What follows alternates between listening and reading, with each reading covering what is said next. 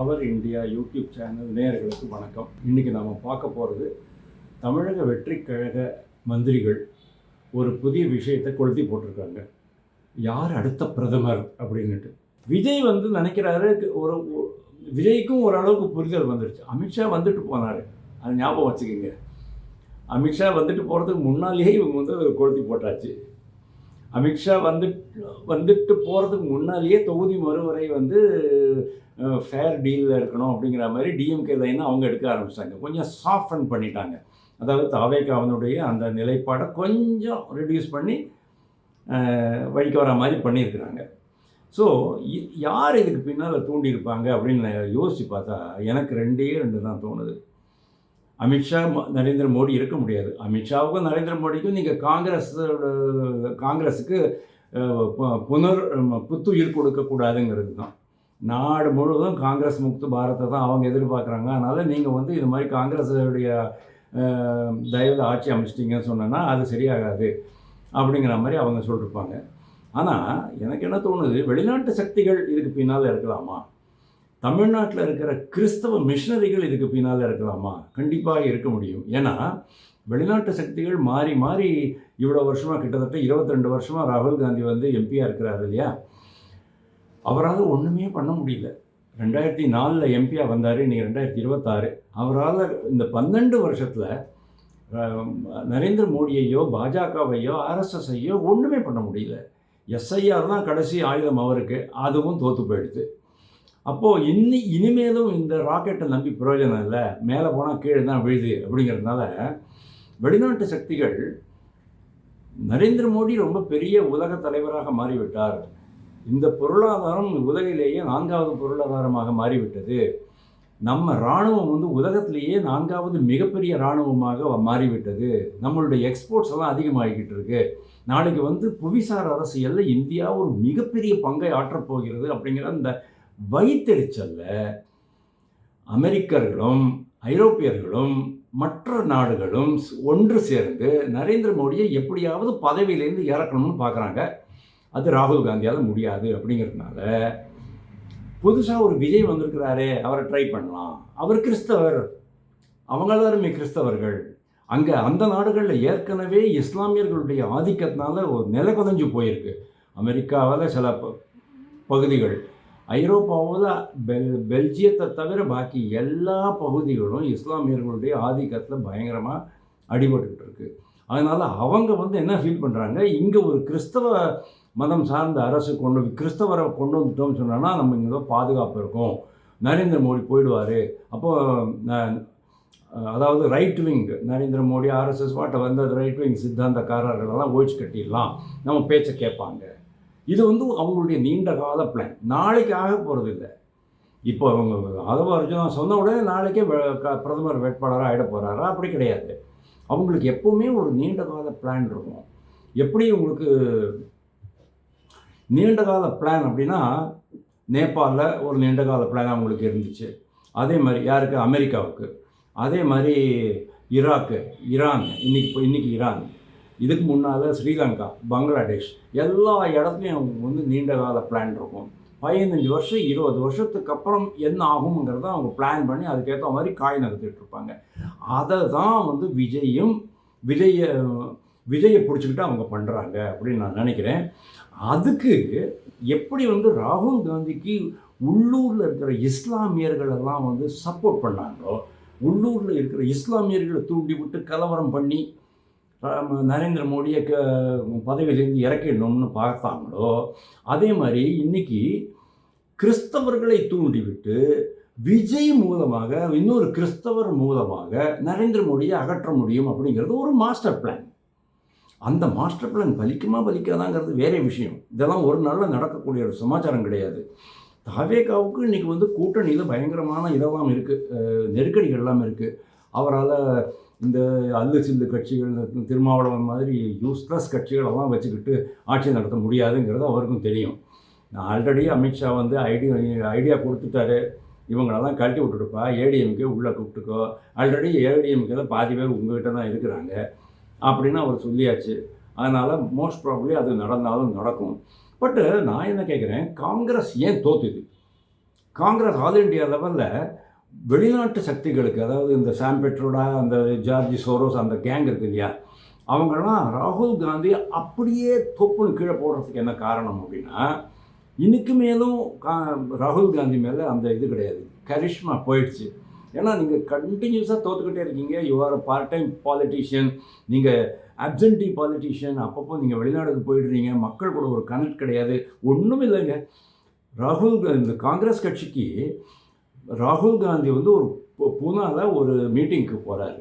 அந்த மீட்டிங்குக்கு ஆளுகளை கூப்பிடுறதுக்கும், அந்த மீட்டிங்கை பற்றி ஒரு பெரிய பரபரப்பை ஏற்படுத்துறதுக்கும் அவங்க என்ன பண்ணுறாங்க, யூடியூபர்ஸினுடைய இன்ஃப்ளூயன்சர்ஸ் இருக்காங்க பார்த்தீங்களா, அவங்களுக்கு 25,000 50,000 பணத்தை கொடுத்து அவங்க மூலமாக அதை வந்து அந்த பிஓடின்னு நம்ம சொன்னோம் இல்லையா, அதாவது இங்கே தன்சானியாவிலேருந்தோ இல்லைன்னா அஜர்பைஜான்லேருந்தோ பாகிஸ்தான்லேருந்தோ நைஜீரியாவிலேருந்தோ நிறைய பேர் வந்து போட்டுக்கிட்டு இருப்பாங்க.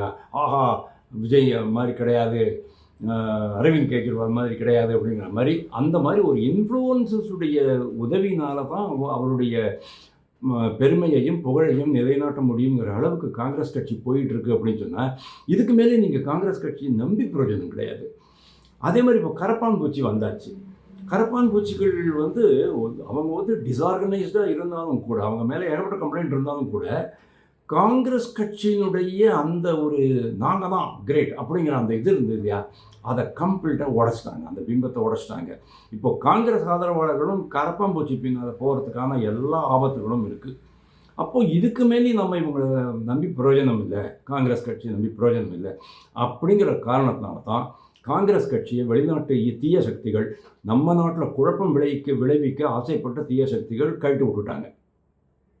அவங்க தான் இன்றைக்கி வந்து தாவேகாவை பிடிச்சிட்ருக்குறாங்க.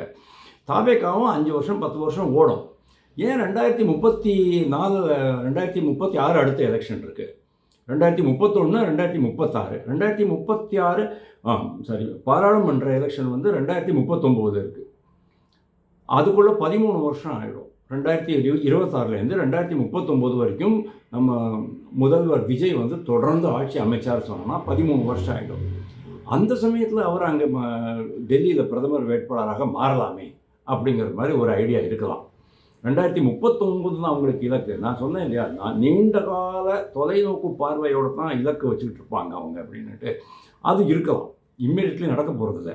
ஆனால் அதுவும் நடக்குமா அப்படின்னா, 2029 பொறுத்த வரைக்கும் என்ன ப்ராப்ளம் அப்படின்னா, பாரதிய ஜனதா கட்சிக்கு ஒரே ஒரு மைனஸ் பாயிண்ட் என்னடா அப்படின்னா, 15 வருட ஆட்சி ஏற்பட்டிருக்கக்கூடிய சலிப்பு. ஆனால் அந்த ஒரு சலிப்பை தவிர வேறு எந்த நெகட்டிவ் பாயிண்ட்ஸுமே கிடையாது. ஏன்னா இன்றைக்கி வளைகுடா போர் இருக்கும்போது கூட எங்கள் வீட்டில் எல்பிஜி காலையில் ராத்திரி 8 மணிக்கு நான் மிஸ் கால் கொடுத்தேன், காலையில் 9 மணி 13 மணி நேரத்தில் LPG delivered in my house. எப்படி முடிஞ்சுது? 140 கோடி மக்களுக்கு இன்றைக்கி எரிவாயு தட்டுப்பாடு இல்லாமல் கொடுக்க முடிகிறதுன்னு சொன்னால் அது நரேந்திர மோடி அரசாங்கத்தால் தான் முடியும். இன்றைக்கி எந்த பொருளுக்கும் நம்ம நாட்டில் தட்டுப்பாடு கிடையாது.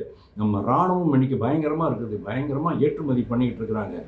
தட்டுப்பாடு இல்லாத ஒரு பொருளாதாரமாக இருக்கும்போது நேச்சுரலி மக்கள் அந்த அதிருப்தி அலையை விட மக்களுடைய திருப்தி அலை ரொம்ப அதிகமாக இருக்கும் அப்படின்னு நான் நினைக்கிறேன்.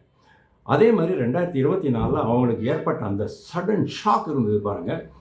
அதாவது 400 இஸ்பார் 400 பார் அப்படி சொன்னாங்கல்ல, இந்த ட்ரிப்பு 400க்கு மேல் அப்படின்னாங்க இல்லையா, 240 போய் நின்றுச்சு பாருங்கள், 45 போய் நின்றுச்சு பாருங்கள்.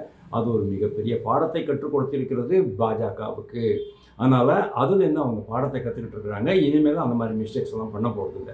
சரி, நாளைக்கு விஜய் தேசிய ஜனநாயக கூட்டணி பக்கமாக இன்னும் நெருக்கமாக மூவ் பண்ணார்னா என்ன ஆகும்? ஆச்சரியப்பட ஒன்றுமே இல்லை.